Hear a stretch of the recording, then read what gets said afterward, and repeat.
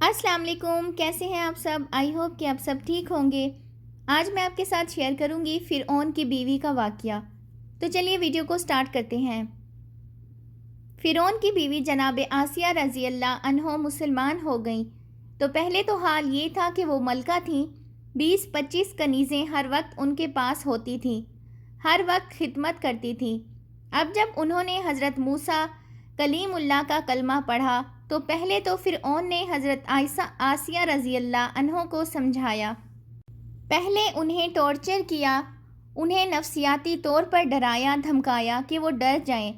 اس فرعون نے وہ والے کام کیے، سہولتیں چھین لوں گا، میں ماروں گا، بے عزت کروں گا، یہ ساری چیزیں کی۔ عزت تو وہ ہے نا جو اللہ پاک اپنے بندے کو عطا کرے، لیکن آج ہم یہ توقع رکھتے ہیں کہ انسان ہمیں عزت دیں۔ اس بھری دنیا میں آپ کسی کو راضی کریں گے، آپ ہر کسی کے معیار پہ پورا نہیں اتر سکتے۔ اس لیے نبی صلی اللہ علیہ وآلہ وسلم نے فرمایا، بھری دنیا کو چھوڑ کے ایک رب کو راضی کر لو، وہ رب راضی ہو جائے تو لوگوں کے دلوں میں بھی محبت پیدا کر دیتا ہے۔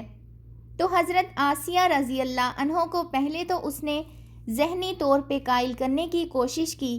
جب وہ قائل نہ ہوئی تو یہ چیز بڑی مشکل اور تکلیف دہ ہوتی ہے کہ جب ایک کنیز ہاتھ باندھے حکم کا انتظار کرتی ہے، وہی کنیز پھر بالوں سے پکڑ کے گھسیٹے، پھر وہ مارے اور وہ تکلیف دے۔ لیکن بات یہ ہے کہ دوستی ہو گئی ہے نا اللہ سے۔ حضرت آسیہ رضی اللہ عنہ کی اللہ کے ساتھ تعلق رب کے ساتھ ہے، رب کے ساتھ جب تعلق قائم ہو جاتا ہے تو پھر یہ سب چیزیں پریشانی بھی نہیں پیدا کرتی۔ اس کنیز نے حضرت آسیہ رضی اللہ عنہ کو مارا، پھر فرعون نے مارا، جسم پر تلوار کے زخم لگا کے ان میں نمک بھر دیا گیا۔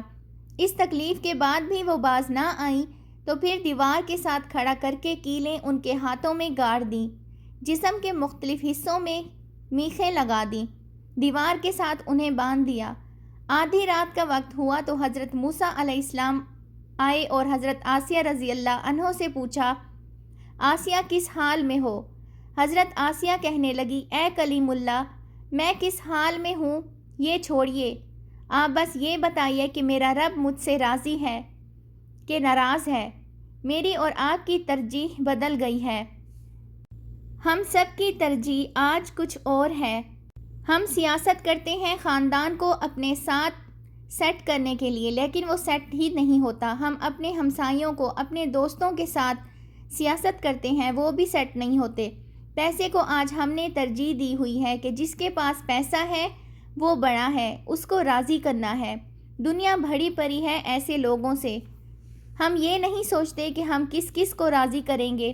دنیا کو پیچھے رکھ کے اگر ہم صرف اللہ سبحانہ وتعالیٰ کو راضی کر لیں تو اللہ پاک لوگوں کے دلوں میں بھی ہمارے لیے محبت اور عزت پیدا کر دے گا، لوگوں کے دلوں میں بھی پیار بھر دے گا، خلوص بھر دے گا۔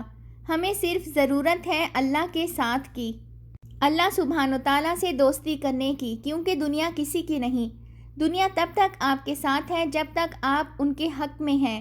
اللہ تو ہر مشکل، آسانی، دکھ، سکھ، غم، پریشانی، خوشی، ہر حال میں آپ کو نہیں چھوڑتا۔